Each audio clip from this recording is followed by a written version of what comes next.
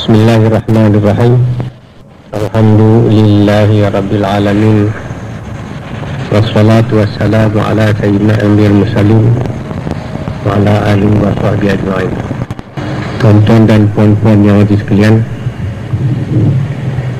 kita mengulangi ulang tahun lahirnya Nabi besar kita Muhammad SAW.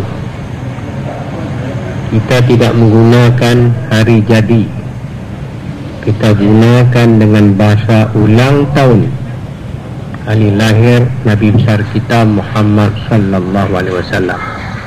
Tidak munasabah kita kata hari jadi, kita kena kata ulang tahun lahir. Kalau ada kita menggunakan hari jadi anak-anak kita, maka kita ubahkan hari ulang tahun lahir, bukan hari jadi. Sebab jadi telah jadi pun dia jadi dulu kenal sahaja. Sebab itu lahir bukan hari jadi. Banyak bahasa-bahasa yang kita salah guna, salah istilah, maka banyak yang perlu kita ubah. Setengah daripada bahasa-bahasa yang tersilap disalahgunakan, setengah daripadanya bahasa khalwat. Kita tahu khalwat ini asalnya digunakan bahasa itu dalam bahagian kebajikan. Orang-orang yang bersunyi diri, membuat ibadat, membersihkan roh, digunakan kalimah khalwat. Biasanya dalam istilah itu dalam golongan-golongan sufi. Tapi di akhir ini istilah yang digunakan oleh golongan istilah bahasa khalwat itu digunakan bukan tempat kebaikan tapi kepada kejahatan. Bercampur laki-laki dengan perempuan di tempat-tempat sunyi, maka digunakan kalimah khalwat. Ini satu yang tidak menyedapkan kita, sebab asal bahasa khalwat itu adalah bahasa pada kebajikan, maka hari ini guna pula kepada tempat maksiat. Ini satu perubahan yang tidak menyenangkan ahli-ahli yang cinta kebajikan. Lebih-lebih lagi dalam masalah hari ulang tahun Nabi besar Muhammad SAW ini, banyak sudut yang kita boleh mengambil pengertian. Ahli-ahli tentera mengambil bahagian tentera, bagaimana cara Nabi besar mengatur berperang. Ahli-ahli bab ketuhanan, ahli ibadat, ahli peribadi diambil dalam sudut peribadi. Ahli-ahli ekonomi diambil sudut ekonomik, bagaimana cara Nabi pergi menjaga, pergi ke Syam.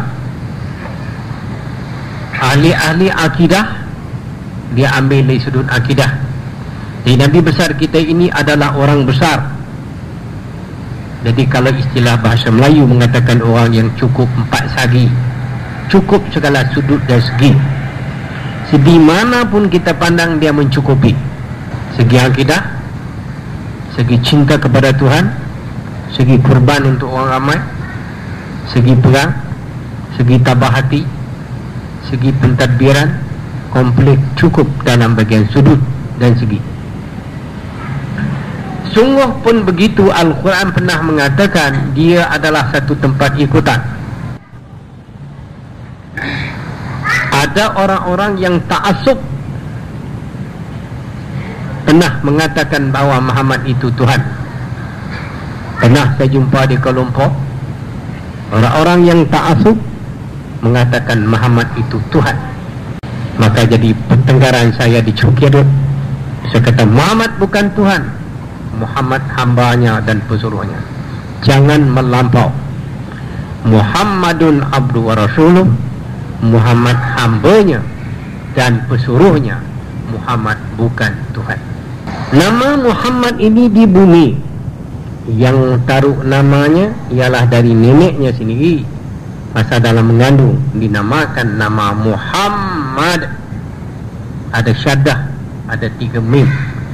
Ahli-ahli hikmah, ahli-ahli akidah menyiasat kenapa sampai ada syaddah 3 mim. Mereka siasat dalam haraf-haraf itu pun ada maknanya. Orang-orang dunia juga tidak lepas dari kalimah Muhammad. Dia menteralah berapa panjang sekalipun, gagah perkasa, cantik, lawa, macam-macam, ujungnya berkata la ilaha illallah Muhammad Rasulullah. Jadi mentera-mentera ini sudah mempengaruhi orang-orang yang buat mentera dan masuk dalam bagian agama. Jadi mentera dari orang agama. Sebab itu ujungnya la ilaha Muhammadur Rasulullah. Kalimah Muhammad Rasulullah ini ialah satu manusia. Muhammad ini satu manusia yang sangat mulia, sangat tinggi pangkatnya di sisi hadarat Allah Subhanahu Wa Taala. Manusia yang first class, nombor 1 sekali, yaitu bintangnya yang paling tinggi, yaitu bintang Habibullah.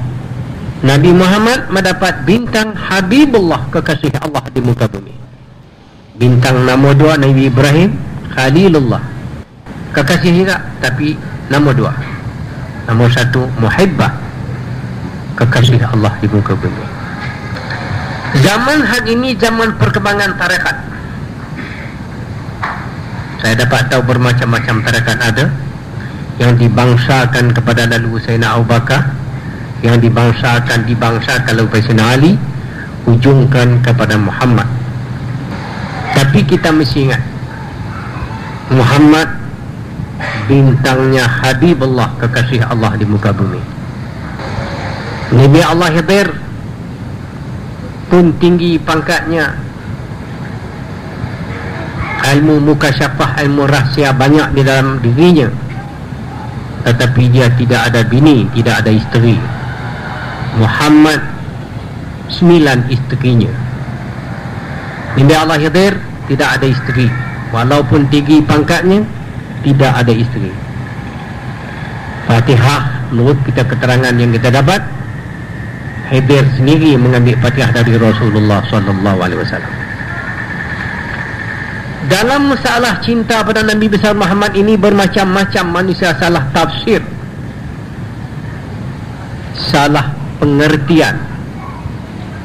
Terlampau kita nak mulia sehingga jadi hina. Kerana nak mengetahuikan peribadi Muhammad SAW suruh Tuhan itu, supaya Quran tu jangan dianggap oleh manusia mengata cipta Muhammad, hingga mereka semua seluruhnya mentafsirkan Muhammad Ummi itu tak tahu tulis, tak tahu baca. Dan ada yang kita jumpa di akhir ini dalam majalah surat khabar, tulisan kiblat dari orang surat khabar pula, bahawa Nabi Muhammad itu bukan lagi ummi, buta huruf. Munisabah fikiran yang sihat kita anggap Nabi Muhammad buta huruf? Munisabahkah fikiran yang sihat Muhammad tak tahu tulis, tak tahu baca? Mana-mana tafsir juga kita baca, maklum guru mengajar, seluruhnya begitu. Adakah perkara itu memelia atau menghina? Menghina atau memelia? Pengertian saya adalah menghina. Bagaimana kalau kita menghina? Kalau dah Muhammad tak tahu tulis, tak tahu baca, makna kita pandai tulis, pandai baca. Begitu. Muhammad tak tahu tulis, tidak tahu baca. Kita pandai tulis, pandai baca. Begitu logik. Artinya kita pandai daripada Nabi Muhammad. Gitu. Saya tak dapat ulas, cuma saya buka cerita. Kita salawat Allahumma salli ala Muhammad, Muhammad ummi. Bila ummi tak tahu tulis, tak tahu baca. Daripada dulu sampai hari ni, kitab-kitab Tok Syahid Petani, kitab Zain Petani, seluruh kitab yang kita jumpa beginilah seluruhnya. Kitab-kitab dari Indonesia juga, mana-mana kitab itulah bunyinya. Menurut sahabat, kita terlampau nak melia sampai akhir jadi hina. Wa akhbar hani kendian musulan kiblat. Saya jumpalah khabar dihentam kat Nabi Muhammad buta huruf. Astaghfirullahalazim. Menurut sahabat buta huruf. Inikah cara kita melia? Saya boleh bercakap setakat ini saja dalam majlis ini, tak boleh lebih, kerana takut fitnah. Boleh jadi orang dalam ini ada juga tukang-tukang bawa fitnah. Saya boleh bercakap setakat ini saja, iaitu hendaklah kita berusaha sehingga kita dapat pangkat ummi. Setakat itu saja saya bercakap, tak boleh lebih, tak diizin oleh yang ampunya. Kalau Nabi besar Muhammad itu ummi, maka pengikut-pengikutnya, umat-umatnya hendaklah juga jadi ummi. Tak usah. Barulah sebenar kita cinta kepadanya,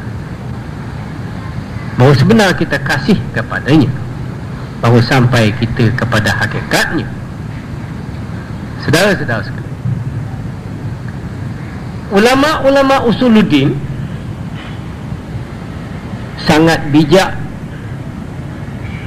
mengupas supaya manusia mendapat cinta pada Rasulullah dengan dibuat kawaid, kaedah-kaedah yang tertentu. Ulama-ulama usuluddin juga bila jadi timbul free thinker from atheist, maka mereka juga bangun menentang golongan etis, membuat satu kawaid masalah sifat 20. Itu golongan menentang Mu'tazilah dan menentang free thinker. Dan juga mereka sambut pula dalam masalah mengadakan sifat-sifat Rasulullah. Mereka membuat kaedah, terutamanya dalam masalah kalimah syahadat yang telah maklum. Kaedah yang kedua, wajib di atas orang-orang yang kewajiban mengetahui, bukan saja mengetahui, mengenal. Bukan saya mengenal, beramal. Mula-mula nak tahu sifat Nabi, 4 sifat, kerana sifat berdiri pada yang bersifat.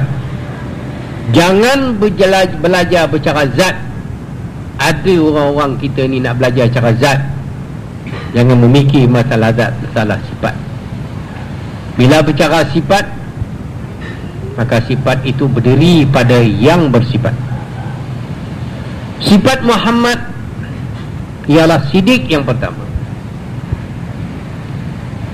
Sidik yang pertama. Sidik ini mahal. Sidik ini sifat mukmin. Kalau nak mencari seorang guru, carilah guru yang bersifat sidik. Walau dia tak alim sekalipun, sedikit-sedikit ilmunya sekalipun, sebab dia ada sifat sidik. Lepas sidik, beramanah, bertanggungjawab, tidak pecah amanah dengan dirinya, dengan isteri dan anaknya, dengan Tuhannya, dengan Rasul, dengan bangsanya. Dia tak pecah amanah. Ini sifat amanah. Mahal ini sifat. Ini ada sifat mukmin. Orang munafik tidak ada amanah. Orang munafik tidak ada sidik. Bila kita kaji sidik dan amanah, maka terbitnya orang mukmin sidik dan amanah. Orang munafik, orang hipokrit tidak ada sidik dan tidak ada amanah. Walau mengucap 2 kalimah syahadat sekalipun, mereka itu bukan mukmin. Islam yang dibangsakan kepada munafik. Kalau kita sini ada sifat tu, makna kita belum betul lagi. Aku ni masih ada lagi sifat munafik. Cakap bohong, amanah pecah, maka itu tidak ada lagi sifat munafik, sifat mukmin. Siddiq sifat yang sangat tertinggi pada Muhammad Rasulullah, sehingga sahabatnya seorang mendapat gelaran sifat siddiq, Sayyidina Abu Bakar. Sifat sahabat siddiq, Abu Bakar dapat kalimah siddiq. Maka kalau kita orang mukmin juga bersifat siddiq, makna satu sifat. Berapa persen yang kita boleh usaha siddiq? Boleh 30%? Cukuplah.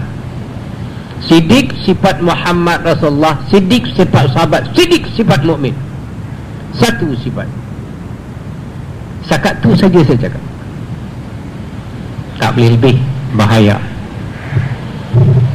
Siddiq sifat Muhammad, siddiq sifat sahabat, siddiq sifat orang mukmin.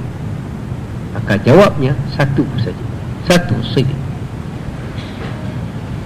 Barulah termasuk dalam hadis qudsi, aku dari Allah, mukmin dari aku. Orang mukmin dari aku. Makna ada jaminan Muhammad Rasulullah. Jadi konteks kita tidak ada konteks Quran kata dua, konteks Allah, konteks dengan manusia. Ada alam Quran mengatakan kita mesti ada dua perhubungan, perhubungan Allah, perhubungan dengan manusia. Umum, luas sangat. Hari ini kita kata perhubungan dengan Rasulullah. Manusia, Rasulullah. Sebab kita sendiri ada sifat siddiq, Muhammad sifat siddiq, makna kita ada perhubungan dengan Rasulullah.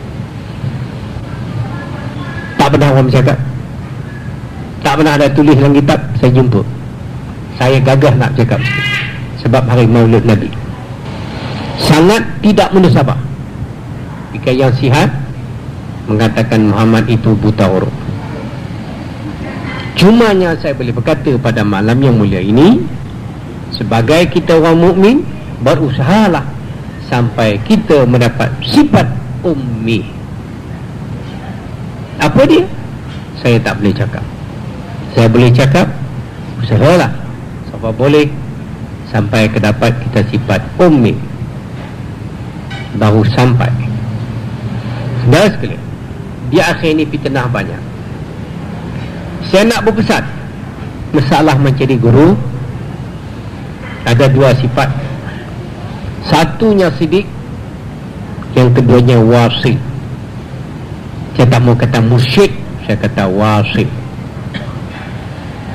Kalau tuan-tuan nak jadi seorang guru agama, tengoklah dirinya siddiq, yang kedua wasil. Ish mana wasil?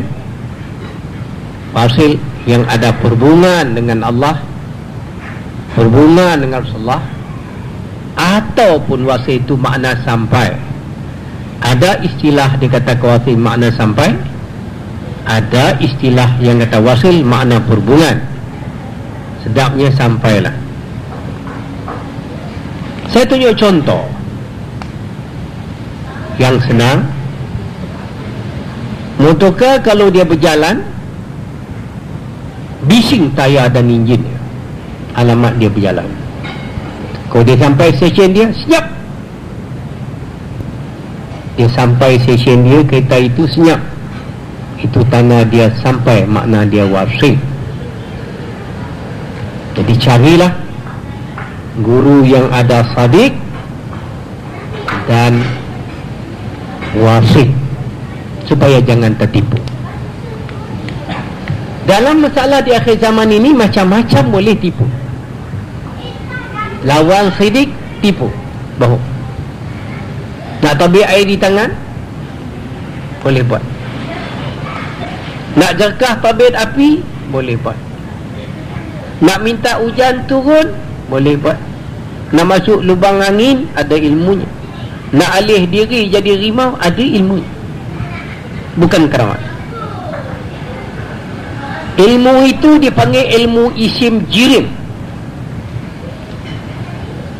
Beramal ilmu itu boleh berjalan atas air, tak tenggelam. Boleh masuk dalam air, air tak dekat hidung, Boleh panggil hujan turun, orang kata kita wali. Bukan. Ilmu tu ada pada saya, tapi saya tidak beramal, sebab bukan jalan ahlilah punya jalan. Jalan ahli dunia, bukan ahlilah. Ikut nafsu lagi. Lubang angin boleh masuk, kita boleh masuk. Bukan keramat. Jangan tipu dengan keramat. Jangan tertipu mengata itu adalah keramat. Bukan. Hari ini bila kita tengok ganjil, kita tertipu, kita kata guru tu dah wali Allah, keramat. Bukan. Seorang ahlilah, guru-guru yang sadik dan wasil, yang benar betul berjalan, maka dia tersembunyi pada mata manusia ramai. Allah Ta'ala sembunyi pada mata manusia ramai. Kata satu Tuhan hadis kursi, barang siapa nak cari orang laku, kena cari aku, kenal aku dulu, baru kenal orang laku, baru kenal hamba. Saudara sekalian, zaman akhir ni fitnah banyak, terlampau banyak fitnah. Dalam masalah pengembangan pada hari ini pun ada orang ambil kesempatan. Kita tak mau ambil kesempatan. Kita mencerita mulia Muhammad, betul kita cinta, kita mulia dia sungguh, bukan kita merendah. Kita tak mau merendah, kita mulia sungguh. Mula-mula kita percaya sungguh, kita yakin, kita mulia. Lepas tu kita kasih.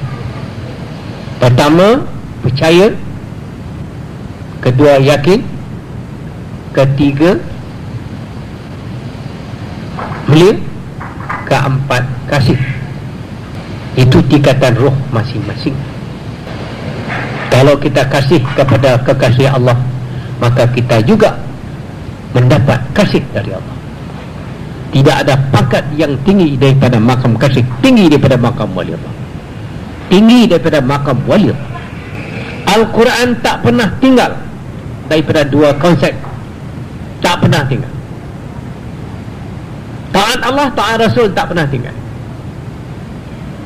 Wa may yuta'illah wa rasulah faqad faza fawzan azima. Mereka yang taat kepada Allah, taat kepada Rasulullah, mendapatkan kemenangan yang besar. Itu garisan saja. Bagaimana taat kepada Allah, macam mana buatnya, macam mana detailnya, macam mana kaifiatnya, macam mana formulanya, macam mana? Macam mana taat kepada Rasulullah pula, formula dia macam mana nak buat ni? Sembahyang, puasa, haji, itu taat kepada Rasulullah, syariat Rasulullah. Mana taat kepada Allah? Saya pernah tanya ahli-ahli pengaji, tak boleh jawab. Mana taat kepada Allah? Dia kata buat seroja tu, dia kata satu, dia kata dua je tu. Taat kepada Allah, taat kepada Rasul. Awak cerita satu, buat yang seroja yang tegah tu satu, kita dua. Kata Hatuk Hikam yang Ta'illah, seorang ahli hikmah, orang yang taat kepada dua ini sungguh taat, maka taat isi langit dan isi bumi kepadanya. Angin boleh perintah, hujan boleh perintah, rimau boleh perintah naik ke belakang, dia tak gigit. Kalau taat kepada dua pokok itu, kayu batu itu boleh terbang. Hei, terbang kayu, dia terbang. Tapi bukan kehendak kita, kerana kita tak boleh ikut emosi, tak boleh ikut nafsu. Geram macam mana pun tak boleh bertindak melainkan dengan perintah. Hari ni kita banyak kita bercakap Allah Rasul, tapi kita ikut emosi nafsu, bertindak dengan tak setuju dengan kita je, kita hantam. Berkenaan kat kita tak betul pun kita kata betul. Ini namanya pertimbangan akal tidak sempurna. Orang yang menjalan pertimbangan yang sempurna, anak yang dia kasih sekalipun kalau salah tetap salah. Orang yang dibenci kalau yang betul pun tetap betul. Ni kau betul, ni anak, ni kau salah. Itu namanya tak ikut emosi. Senangkah kita nak hilang nafsu yang dia ada kepada jiwa kita? Bukan senang. Hari ni walau ilmu banyak sekalipun, kalau kita tak boleh tekan emosi nafsu yang dibawa pada manusia, maka kita tetap mengikut. tak ada keadilan. Boleh kita cakap Quran dan Sunnah, boleh cakap, tapi tak boleh buat. Pokoknya kita nak kena cinta kat Rasulullah sesungguh-sungguhnya, bukan hanya kata. Kerana rahsia Tuhan penuh, limpah dalam perut Rasulullah. Rahsia langit, rahsia bumi, rahsia ablak, rahsia bintang, penuh dalam perut Rasulullah, tidak dalam perut orang lain. Kenapa kita cuai-cuaikan ini? Pada hari ini, yang mana selalu kita memungkiri janji, kita tunaikan janji. Sebab mungkiri janji itu tak ada sifat amanah. Sifat Muhammad SAW tidak ada. Suka berjanji, cakap bohong, sidik, ini bukan sifat orang mukmin. Tidak ada sifat Muhammad SAW. Kita ubah. Ilmu boleh kita belajar, tapi peribadi, sifat ni susah kita nak ubah. Yang dipecahkan ulama' tu ada 3. Ada ulama' munafik, ada ulama' fasik, ada ulama' soleh. Ulama' juga dipecah oleh ahli ulama'. Ulama' tu ada fasik, ulama' tu munafik, ulama' saleh. Ulama' juga. Mana ulama'? Orang yang punya ilmu tapi fasik, haru biru, munafik. Ulama' juga. Dan yang kita nak ulama' saleh. Ulama' saleh itu bergantung kepada sifat mukmin, sifat sadiq. Kejatuhan dalam masalah syarikat, bukan tak pandai, pas catat accountant tinggi, kita tengok diploma bukan main, tapi bermilion habis wang raja, wang bank. Dari mana? Pasal tidak ada amanah. Sifat amanah ni mahal harganya, iaitu sifat orang mukmin, sifat ahli syurga. Orang mukmin ahli syurga. Kalau dia ada sifat itu, dia ahli syurga. Cakap banyak tak? Sifat ahli syurga. Kita nak jadi ahli syurga, buatlah sifat orang mukmin. Mudah-mudahan tak payah kita minta, automatik syurga akan dapat sini. Dalam dunia dapat syurga dah, tak susah. Walaupun tak jadi kaya, tapi kita tak susah. Hati tak susah, fikiran tak susah, penghidupan tak susah, itulah syurga. Bayangan syurga di akhirat. Hati sejahtera, qalbin salim. Sebelum di akhirat qalbin salim, di dunia dulu qalbin salim. Bukan senang nak dapat hati sejahtera. Kadang ringgit banyak, berduka cita juga. Tahu bulan ni 40,000 lagi tak bayar cukai pendapatan, gelisah lagi. Cukup bulan ni kira pergi motorkar dengan rumah dengan anak sekolah dah dekat 1,000, susah lagi. Senangkah kita nak lepas penyakit ini, nak dapat haji sejahtera? Susah. Banyak orang dapat ilmu, dapat amat, tapi haji sejahtera payah dapat. Qalbin salim, hati yang sejahtera. Puncanya ni, sifat-sifat ni mesti ada pada kita. Kita hari ni makan, buat kenduri, kita selawat, kita solat Rasulullah, tapi balik saat ni kita tak ada sifat amanah. Kita bohong dengan anak kita, kita bohong dengan bini kita bohong dengan kawan kita. Apa guna kita buat kenduri ni? Sebab itu pernah saya mengatakan, kalaulah kita tak ubah sikap, kalau kita buat minum teh, pahala hilang dahaga. Kalau kita buat kenduri nasi minyak, pahala dia kenyang perut, lain apa pun tak dapat. Itu pahala dia. Buat minum teh, pahala dia hilang dahaga. Hilang ke mana pun tak tahu. Yang baki habis, bukan makan dia mesti. Tapi kita kenduri melut, tak ada kesan. Hari ni kita ubah sikap. Kalau dulu kita biasa cakap 100 bohong, tahun ni kita ubah tinggal 50 bohong. Tinggal 50 sikit-sikit lah, tak boleh terkejut sekali. Kalau isyak okok nak buang terkejut sekali, teruk, revolusi teruk, buat evolution lah. Evolusi, buat sikit-sikit lah. Kalau hari ni 10 batang, esok tinggal 5, buat sikit-sikit gitu. Kalau kita tak boleh tunai janji, jangan berjanji. Apa macam ni? Saya tak nak fikir dulu lah. Jangan betul. Kalau dah kita berjanji, kita kena tunaikan. Ini sifat orang mukmin yang bersangkut dengan Nabi besar Muhammad hari ini. Nabi tidak boleh jadi utusan Allah kalau dia tidak ada salih.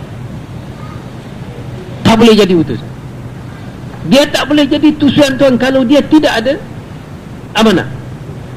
Dia tak boleh jadi kekasih Allah kalau dia tidak tahan cubaan Tuhan. Dia yang paling teruk sekali kena ujian Tuhan.